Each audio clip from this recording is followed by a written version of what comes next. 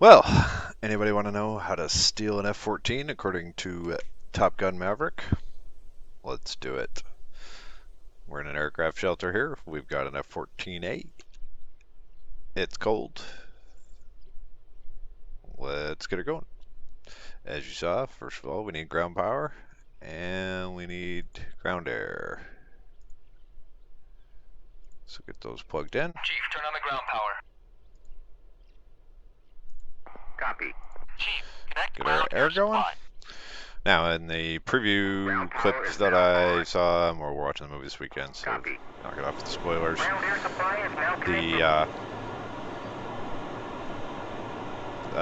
He didn't obviously do an INS alignment, so he wouldn't have nav, but you can get it up in the air pretty quick. Now, some people have been complaining that he started the left engine first. I have the F14 A tops right here. I'll put a thing in, but it says clearly you can start either engine first, right is preferred. It does not matter. You can't start them both at once, but you can start either or. Doesn't matter which. F14A NATOPS, I have the F14B NATOPS, I have the F14D NATOPS. They all say you can start either engine first.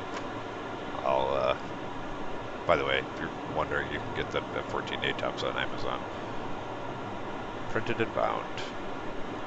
Alright, so we're going to start the left engine first. We've got air. Let's get her going. Left engine. Oh, he put in air to air. And we'll turn on our VDI, HUD, and HSD. Wait till 20%.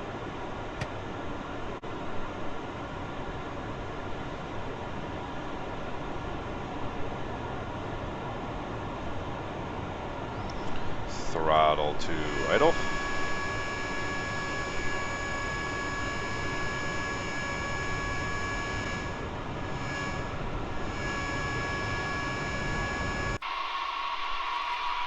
And she's starting up, left engine.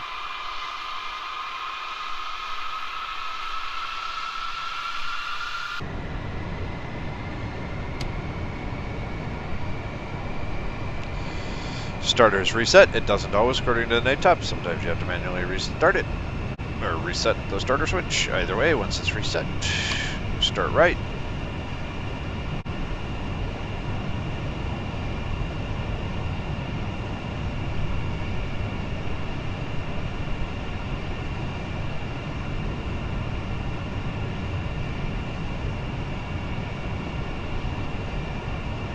Right is almost 20%, but we're not going to wait for it. We're going to idle it.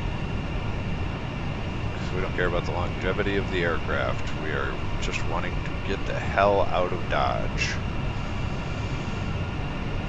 Without an INS alignment, we wouldn't have full functionality of the aircraft, so we're not going to be able to launch a Sparrow or a Phoenix. But in the movie, it's shown with this configuration. Clean, no Phoenix pilots in the tunnel. And 2 sidewinders, which would have been L's if they're stealing it from a rogue nation.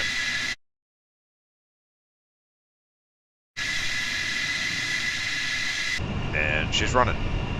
Get rid of air, get rid of ground power. We could actually probably do a little bit quicker in real life, but ground electric power off. Ground air supply disconnect. As soon as that engine would have spooled, we would have been up. Both engines.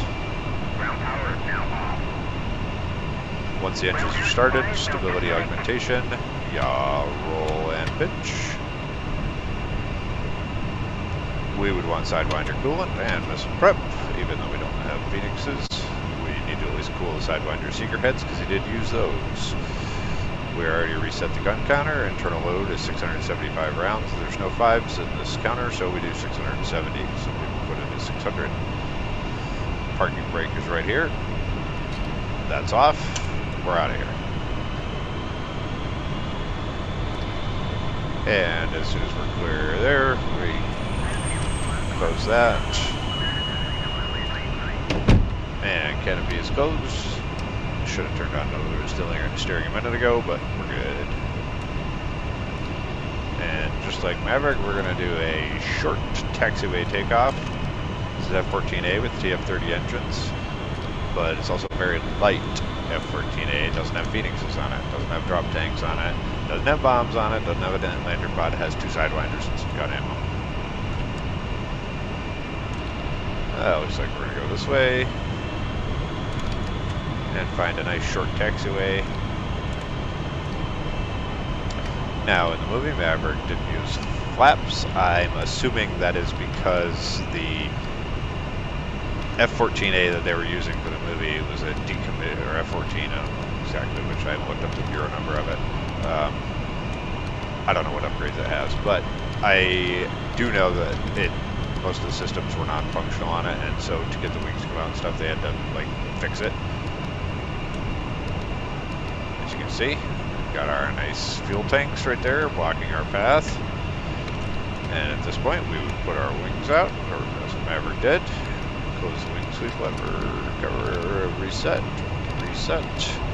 We have no warning lights, even though our INS system is buggered. You can hear Jester in the back starting that INS alignment, which is never going to happen because we're out of here. All right, hold the brakes.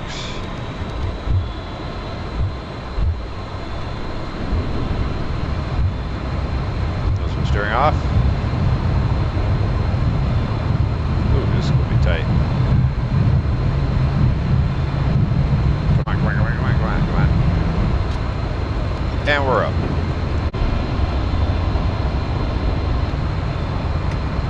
So that, ladies and gentlemen, is how you steal an F14 Tomcat according as Maverick did it. Let's slide around here. You can see we took off. I'll pause it when we get around here.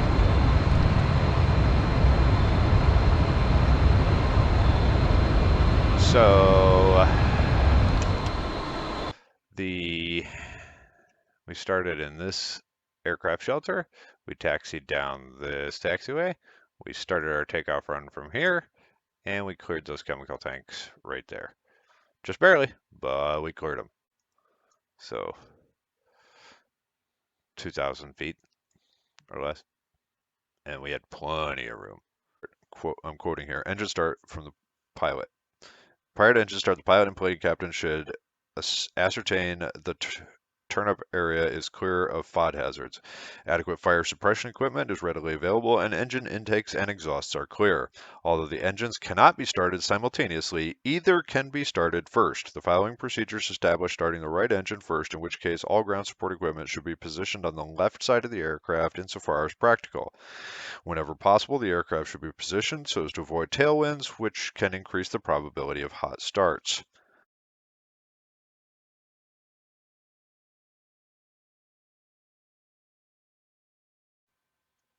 And then we go on, and it actually begins with a left engine start.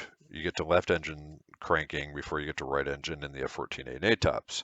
So, engine crank switch, left. Observe auxiliary brake pressure rise. Observe combined hydraulic system pressure rise. Cycle rudders fully left and fully right. We're not going to do that. We're stealing it. We're not going to do any of that. We're stealing it. Stealing it. Engine crank switch off. Combined and brake accumulators should be charged prior to, we don't care. We're stealing it. Engine crank switch right. Place the crank switch in the right position where the solenoid switch held it until automatically released to the neutral off position at the starter cutout speed of 45% RPM. Manual deselection of the switch to the off position will interrupt the crank mode at any point in the start cycle. Oil pressure and flight hydraulic pressure rise will become evident at 10% RPM. Note, when using Wells systems for air engine start, manual deselection of engine crank switch may be required. Right engine throttle at idle at 22%. And lost electrical power, maybe, yeah, anyway. Yeah, we don't care about any of this stuff. We're just starting it. Once we have engine start, stability augmentation, all on.